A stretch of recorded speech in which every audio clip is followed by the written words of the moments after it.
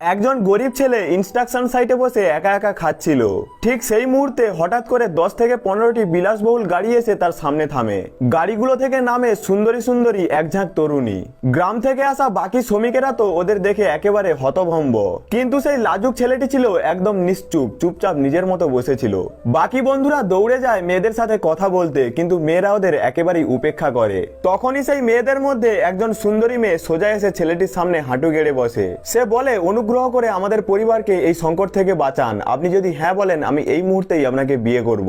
কিন্তু ছেলেটি স্পষ্টভাবে না বলে দেয়। সে বলে, আমি তো শুধুমাত্র একজন শ্রমিক, আমাকে একা থাকতে দাও। তার কথা শুনে মেয়েটির বডিগার্ড ক্ষেপে যায়। একজন তো রেগে গিয়ে একটা গাড়ি তুলে ছুড়ে দেয় ছেলেটার দিকে, কিন্তু ছেলেটি শান্তভাবে বসেই থাকে আর তার গোপন শক্তির ব্যবহার করে সেই গাড়িটাকে উল্টে 100 কিমি গতিতে ছুড়ে দেয় ওই মেয়েটির দিকেই। তারপর ছেলেটি উঠে দাঁড়ায় এবং বলে, তুমি খুব সুন্দর, কিন্তু আমি আগেই একজনকে প্রতিশ্রুতি দিয়ে দিয়েছি। আর তারপর সে নিজের ছোট্ট স্কুটিটা নিয়ে বাড়ি ফিরতে শুরু করে। ঠিক তখনই আর একটি বিলাসবহুল গাড়ি এসে তার সামনে দাঁড়ায়। সেখান থেকে নামে তার বাগদত্তা। সে একেবারে অহংকারী ভঙ্গিতে সোজা এসে ছেলেটির সামনে দাঁড়ায়। সে বলে, আমি তোমার সাথে সম্পর্ক শেষ করতে চাই। ছেলেটি অবাক হয়ে যায়। সে জিজ্ঞেস করে, কেন?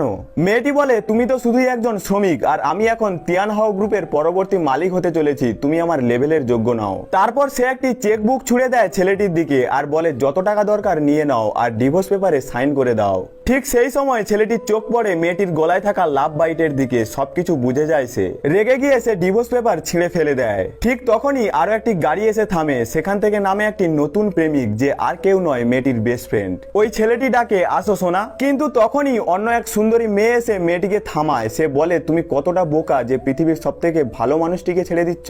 কিন্তু সেই মেয়ে তখনও বলে, আমি এই শ্রমিকের সাথে এক মুহূর্ত আর থাকতে পারবো না। আসলে সেই ছেলেটি কোনো সাধারণ শ্রমিক ছিল না। সে ছিল প্রিন্স নামে পরিচিত এক বিশাল ব্যবসায়িক সাম্রাজ্যের উত্তরসূরি। 10 বছর আগে প্রেমে পড়ে গিয়েই সে নিজের পরিচয় গোপন করে দেয়। চুপচাপ থেকে সেই মেয়েটির পাশে ছিল, সাহায্য করে গিয়েছে অগোচরে। কিন্তু এখন সব শেষ। এবার সে নিজের লোকেদের নির্দেশ দেয়। সে বলে, 3 দিন পর সেই মেয়েটির সিও ইনাগ্রেশন সমিতিতে আমার আসল পরিচয় পুরো বিশ্বের সামনে প্রকাশিত হবে। এখন সময় শেষ। পার্ট 2 এর জন্য আমাদের সঙ্গে থাকো।